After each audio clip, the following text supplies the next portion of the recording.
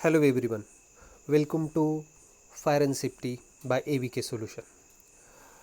Today we will discuss about accident. So accident is nothing but the unwanted or unplanned activity which result or event which result into loss. अपघात म्हणजे तरी काय मित्रांनो? अपघात म्हणजे ज्याबद्दल आपण ठरवलेलं नसतं, ज्याबद्दल आपण प्लान केलेला नसतो, जो अचानक घडतो, जो आपल्याला नकोसा असतो पण जो अचानक आणि अनप्लान घडतो, ज्याच्यामुळे आपल्याला लॉस होतो, त्याला अपघात असं म्हटलं जातं. So accident is what? It is unplanned, ज्याबद्दल आपण प्लान करत नाही. इट इज अनवॉन्टेड, जो आपल्याला अपेक्षित नसतो. का ठरून अपघात केला त्याला अपघात म्हणतात? नाही, जो आपल्याला अपेक्षित नसतो, ज्याबद्दल आपण प्लॅन केलेला नसतो आणि ज्यामुळे लॉस होऊ शकतो. अनेक प्रकारचे लॉस होऊ शकतात. एक डेथ होऊ शकते, इंजुरी होऊ शकते, अशा प्रकारचे अनेक लॉस होऊ शकतात, जे इंडस्ट्रियल लॉस किंवा ह्युमन कॅपिटल लॉस असू शकतात. असे जे लॉस होतात ते ज्यामुळे होतात त्याला ॲक्सिडंट म्हणतात. आणि हा ॲक्सिडंट आपण ठरवून करत नाही, ठरवून केलेला ॲक्सिडंट होत नाही. जो ॲक्सिडंट अनप्लॅन आणि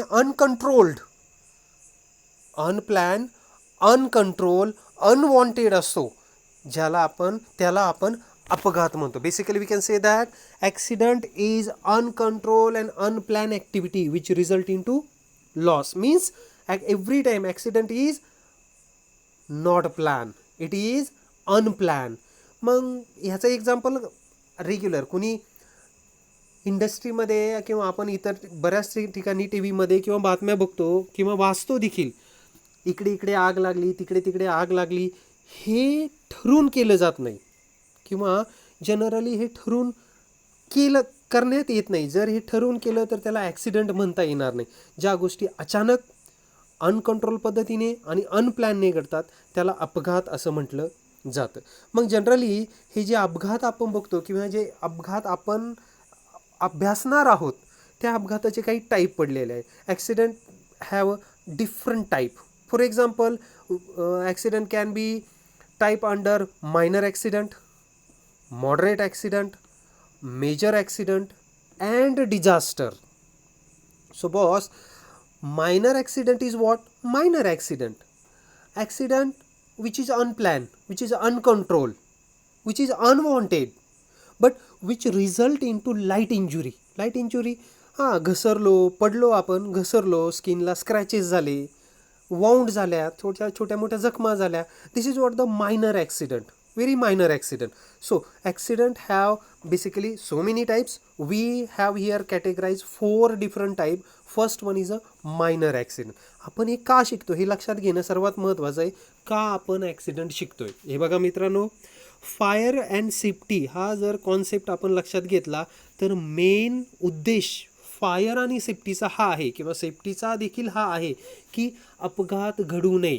त्याहीपेक्षा महत्त्वाचा विचार जर केला तर लॉस होता कामा नये. ज्यादा तर लॉस कशामुळे होतात? अपघातामुळे.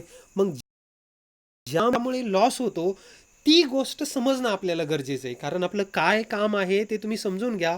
अपघात घडू नये यासाठी प्रयत्न करणे.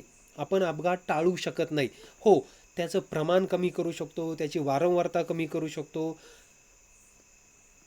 हे काम करण्यासाठी आपण तिथे किंवा इंडस्ट्रीमध्ये किंवा कंपनीमध्ये वर्कआउट करतो. मग जे नेमकं आपल्याला काम करायचं आहे ते समजणे गरजेचे आहे. मग त्यामध्ये आहे ॲक्सिडंट.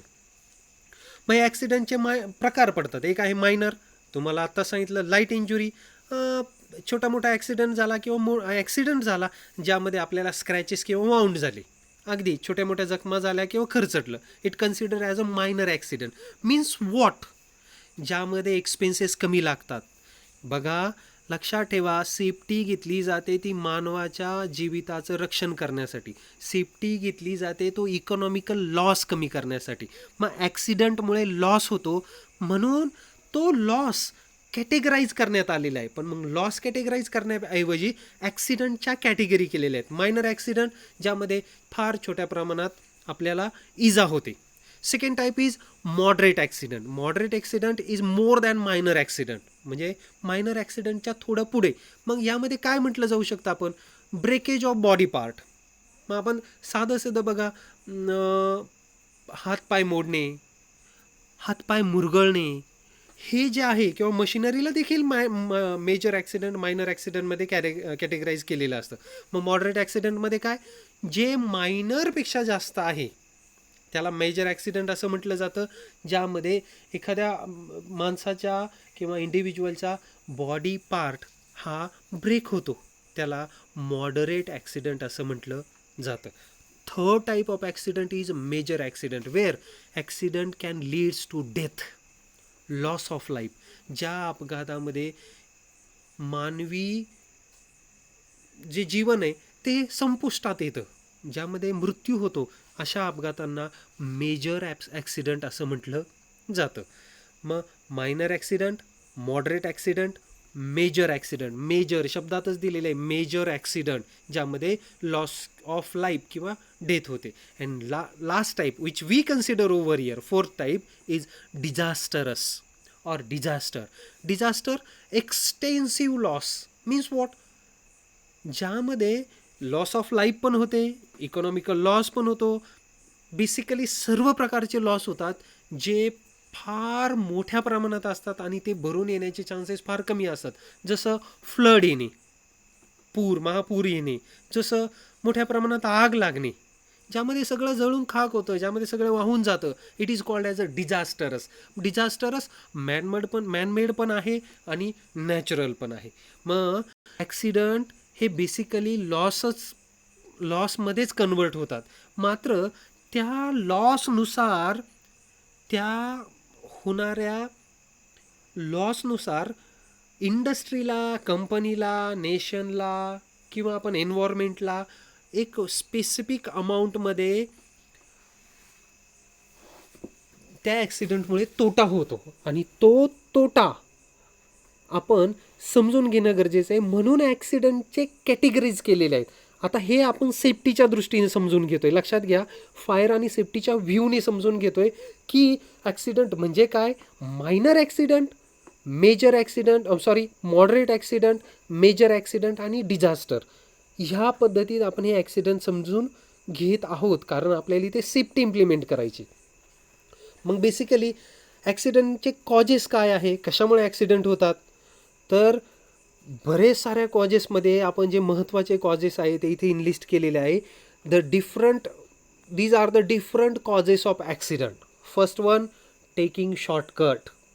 बघा, आपण आपल्या रोजच्या जीवनात यातले काही कॉजेस म्हणजे ह्यातल्या बऱ्याच साऱ्या गोष्टी बघतोय. टेकिंग शॉर्टकट, काम करताना शॉर्टकटचा वापर करणे, काम करताना प्रोसिजर फॉलो न करता ज्या सिस्टमने काम करायचं आहे, ज्या सिस्टमने जॉब पूर्ण करायचा आहे, तो त्या सिस्टमने न करता शॉर्टकट घेऊन करणे. मग taking shortcuts leads to accident.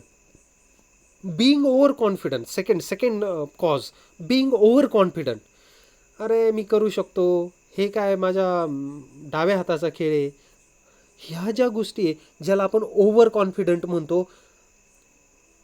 ज्या ओव्हर कॉन्फिडंटचं कारण आहे, म्हणजे आपण ओव्हर कॉन्फिडंट केव्हा होतो, जेव्हा आपल्याला एखादं काम आहे, त्या कामाबद्दल आपला सुपेरियर, सिनियर त्या कामाची प्रोसिजर समजून सांगत असतो आणि आपण त्यावेळेस एक मनाची कॉन्सेप्ट धरतो, हां हे काय, ओके, हे मला जमवून जाईल, हे मला अशा पद्धतीने जमवून जाईल, सोपं काम आहे, छोटं काम आहे.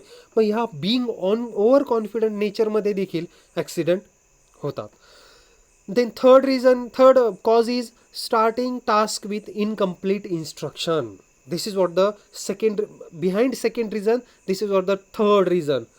म्हणजे काय, एखादं काम करण्यापूर्वी कुठलंही काम करण्यापूर्वी त्या कामाच्या प्रॉपर प्रोसिजर, त्या कामाचे प्रॉपर रूल्स, त्या कामाचे प्रॉपर नियम आपल्याला माहीत असणं गरजेचं आहे. प्रोसिजर आणि नियम माहीत करून घेतल्यानंतर आपल्याला काम करण्यासाठी तेवढी अडचण येत नाही, आणि जर अडचण आली तर त्याचा रिझल्ट हा ॲक्सिडेंटमध्ये होऊ शकतो. म्हणून कुठलेही काम जर पूर्णपणे त्या कामाची प्रोसिजर म्हणजे काम करण्याची पद्धत आणि त्याचे नियमन आपण समजून घेतले नाही तर त्याचं रूपांतर देखील कशात होतं, ॲक्सिडेंटमध्ये.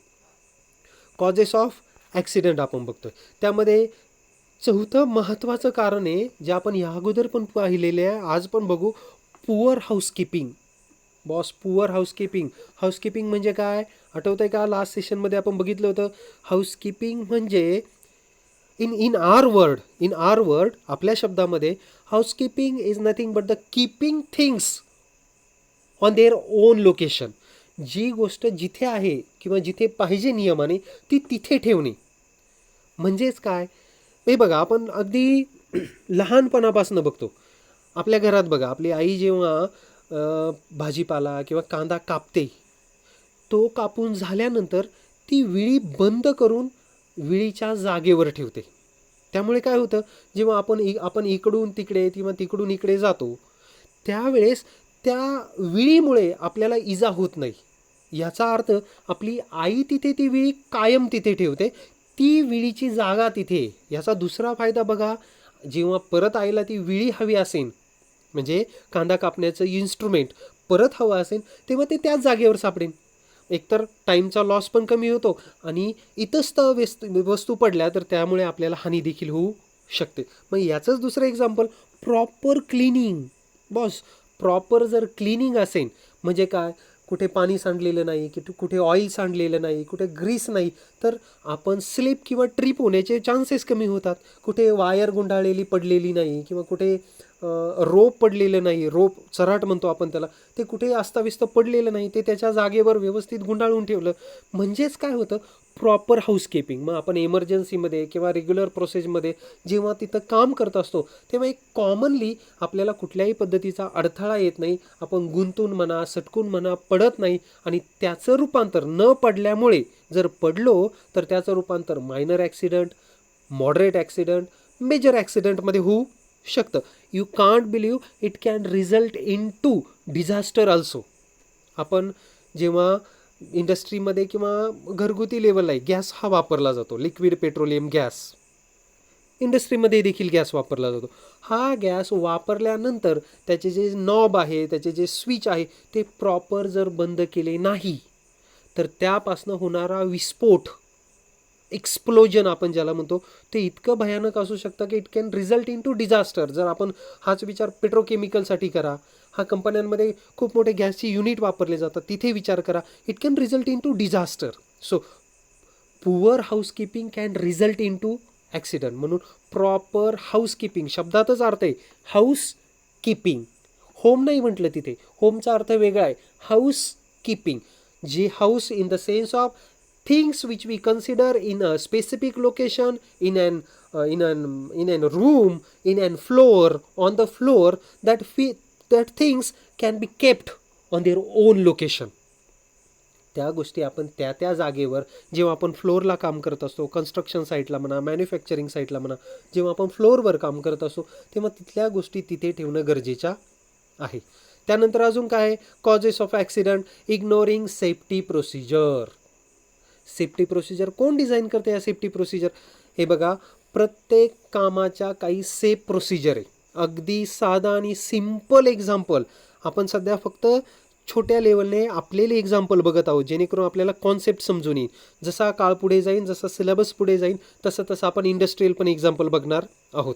तर बघा, इग्नोरिंग सेफ्टी प्रोसिजर आपण अगोदरच्या एका लेक्चरमध्ये बघितलं आहे. बघा, आपण एखादं ओझं उचलतो किंवा वजन उचलतो तर ते कशा पद्धतीने उचलतो? तुम्ही बऱ्याच ठिकाणी, आता बरेच सर्वच लोक इथे शेतकरी आहे, आपण ते ओझं कसं उचलतो? आपण कॅरेट उचलतो डाळिंबाचं, कसं उचलतो? वाकतो, डायरेक्ट कॅरेट दोन्ही हाताने पकडतो आणि खांद्यावर घेतो. This is what the wrong procedure. We are not going to follow proper procedure. Proper procedure काय आहे? एकतर आपण खाली बसणे, एक गुडघा जमिनीवर टेकवणे, नंतर ते ओझं घेणे, ते खांद्यावर ठेवणे, नंतर आपण उठणे. हे जर प्रॉपर प्रोसिजर वापरली तर आपल्याला कुठल्याही प्रकारची इजा होत नाही. आणि जर वापरली नाही तर त्यापासनं होणाऱ्या इजा काय आहे? त्यापासनं बघा फेटल डिसीज तयार होतात. फेटल इंजुरी माहिती ना, long term injury. Long term जाणवत नाही अगोदर, पण नंतर झाल्यानंतर कायमच्या राहतात. मणक्यात गॅप पडणे. व्हॉट इज दिस? ह्या आपण कामाच्या सेफ प्रोसिजर वापरत नाही, त्यामुळे झालेली इंजुरी. ओके, मणक्यात गॅप पडणे, हातात गॅप पडणे, गुडघे दुखणे, हे सगळे रिझन आहे की आपण फक्त वजन उचलण्याची जी प्रॉपर प्रोसिजर आहे ती न वापरल्यामुळे शिरांना, मणक्यांना ताण पडले. मग हीच कॉन्सेप्ट आपल्याला इंडस्ट्रीमध्ये करणे गरजेचं आहे. इग्नोरिंग सेफ प्रोसिजर, आपण जर सेफ प्रोसिजर इग्नोर केल्या तर ॲक्सिडेंट होणार ना बॉस. मग सेफ प्रोसिजर इग्नोर करणे म्हणजे काय? मग खाली 4 नंबर त्याखाली आपल्याला बऱ्याच खाली दिलेलं आहे की अवॉइडिंग यूज ऑफ पी काम करताना पी वापरणं गरजेचं आहे.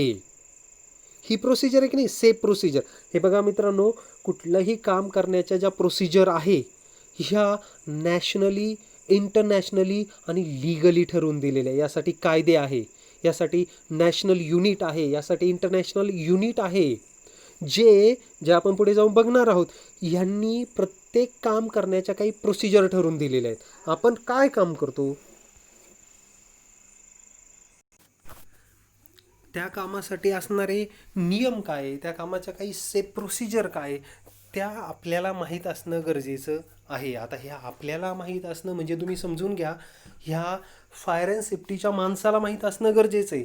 मात्र त्या फक्त माहीत असून उपयोग नाही, ते जे काम करणारे एम्प्लॉई किंवा वर्कर्स आहे त्यांना त्या उपयोगात आणण्यात भाग पाडणे हे आपलं काम आहे.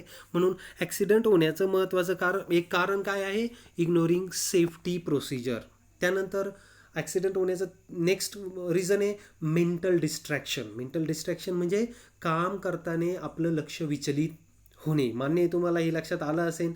त्यानंतर failure of pre plan. Failure of pre plan म्हणजे कुठलंही काम करण्या अगोदर त्या कामाचा कुठला तरी प्लान केला जातो, त्याला आपण प्री प्लान म्हणतो, कामाच्या पूर्वी केलेला प्लान. आणि त्या प्लानला जर आपण स्ट्रिक्ट म्हणजे पकडून जर काम केलं नाही तर त्याचं रूपांतर देखील कशात होतं? अपघातामध्ये. त्यानंतर अपघाताचं नेक्स्ट रिझन आहे इम्प्रॉपर अंडरस्टँडिंग ऑफ जॉब. काय होतं? काम करताना त्या कामाच्या ज्या प्रोसिजर आहे त्या जर आपण समजून घेतल्या नाही, त्याचे प्रॉज, त्याचे कॉन्स, पॉझिटिव्ह बाजू, निगेटिव्ह बाजू जर आपण प्रॉपर समजून घेतल्या नाही तर त्या जॉबमध्ये आपल्याला अडचणी येतील. त्या जॉबमधनं मोठ्या प्रमाणात इजा किंवा लॉस होण्याचे चान्सेस आहे, किंवा त्याचं रिझल्ट हजार्डचं रिझल्ट ॲक्सिडेंटमध्ये होण्याचे चान्सेस असतात. म्हणून कुठलंही काम करण्यापूर्वी त्या कामाबद्दलची सर्व माहिती आपल्याला असणं गरजेचं आहे. त्यानंतर साहजिकच next reason of accident is avoiding use of PPE. आठवतं ना?